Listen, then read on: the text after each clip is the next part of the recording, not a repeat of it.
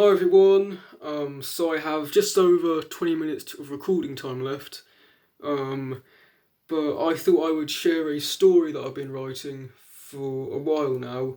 The version I'm going to read to you now took me about 8 hours to come up with and write down and revamp, because I've revamped this story a few times before, to the point now where it's basically nothing like the original. So here's all the pages I'm going to be writing, so I'm reading, so I have trouble reading, so just bear with me on that. I also have lemonade as well, because, there you go. So, let's start. I don't know if anyone will see, I mess up the entire... I don't know if anyone will read this, but on the slim chance that someone does, I want them to know what happened to me and my mates. Just a bit of info. My mates are Dean, who is 27, Sean, who is also 27, Blake, who is 28, and me, Jack, who is 26. Yeah, I'm the youngest of the group, whatever, moving on. A few weeks prior to me writing this, we had all planned to go on a week-long hike through the Canadian wilderness, give or take a couple of days depending on how things went. I can't remember the exact date we left, but it was in mid-May of 2012, and we had left on the Friday afternoon from the small town where we lived, and began walking into the forest. There were two routes we planned to take. The first route would be about a 50-kilometre-ish hike through to another small town, and from there we would catch a bus to the next nearest town from there, and from there we would hike around 80 kilometres back to where we started. We all thought that we could make the 130-kilometre hike in around 10 days and get back home on Sunday the following week. Around 30 kilometres a day on average would be a piece of cake. We were going to be doing another piece, I don't know, wait. We were going to be doing We were going to be doing other stuff besides walking, so we could have a little fun, i.e. hunting and drinking. Sorry I'm not looking into the camera, I'm just more focused on reading.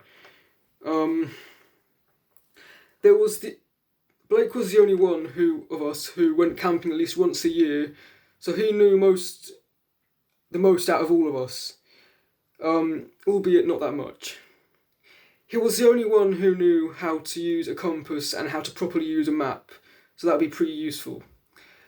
Once we were all set to go, we began walking, and it was around 5 PM in May, so we had plenty of sunlight left. I need a drink because my throat is hurting now.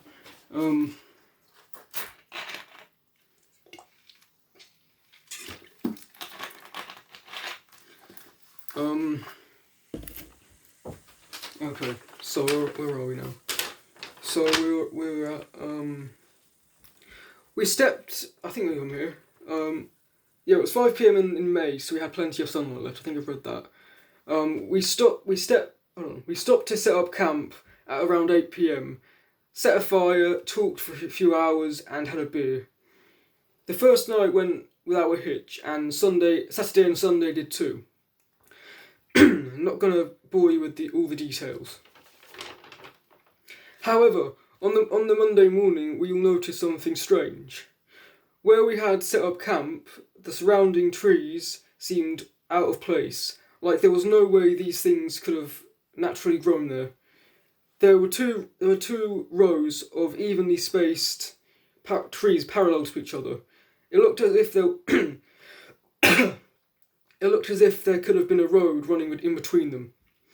There was no road marked on the map, which was a bit odd because all of us were pretty sure that there had to have been a road here at some point. It didn't make sense. Hold on, where are we now? It didn't make sense because I don't know. We're in the middle of nowhere, miles away from any road, and yet these trees were here. That needs rewording. Next page. Being as these rows of trees seemed to be heading in the same direction as we were going to be walking, we decided to follow them and see if it connected to a road, or even better, the town where we were heading towards. At this point we had walked around 35 kilometres, so we were the only ones for miles. We followed this path of oddly placed trees for a few kilometres before I picked up on something that no one else did. There were remnants of a brick wall that was following both rows of trees, backing up our suspicions of there being the trees being very obviously hand placed. Once I pointed this out to everyone else, we got all hyped up, thinking there could be an abandoned building nearby, and boy was there. As soon as we reached this we soon reached this tall barbed wire fence that was overlooking a very steep bank. The slope must have easily been at around a 45-degree angle, and at the bottom of the slope was an absolutely gargantuan mansion. This thing was easily over 20,000 square feet, 3 floors, and a gigantic water fountain in the middle of the front lawn opposite the two huge front rotting double front doors. That needs rewording again. The place was all dilapidated and looked as though it had been abandoned for most of its life. The 2 wooden doors had almost fallen off their hinges. The windows were all stained green and cracked. The water fountain had red locks of ivy growing down from the statue in the middle. And the best thing of all, an effing Model T Ford was sitting in the spot where there was presumably once a driveway. Obviously rusted beyond repair, but its skeleton looked as if it was going to collapse at any moment. Not only is it weird to stumble across something of this size in the middle of effing nowhere, but how the hell could someone's driveway have a section that slopes at a near vertical angle and expect some dude's car to drive up it? The sloping angle and driveway for context, and then that was the driveway. You can see where the can you see that? At the top here is where we are. That's a barbed wire fence. That's the thing here. The oddly placed trees are in that row, and then it slopes down, and then slopes down. The house is over there. There's notes you can't really see, and it says here. It says come to think of it, it was probably around about a 50 to 55 degree angle. So I'm guessing that's about a 45 degree angle, but that's just rough guessing.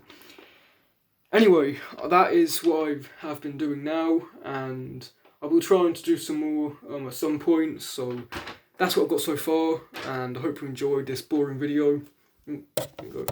And yeah.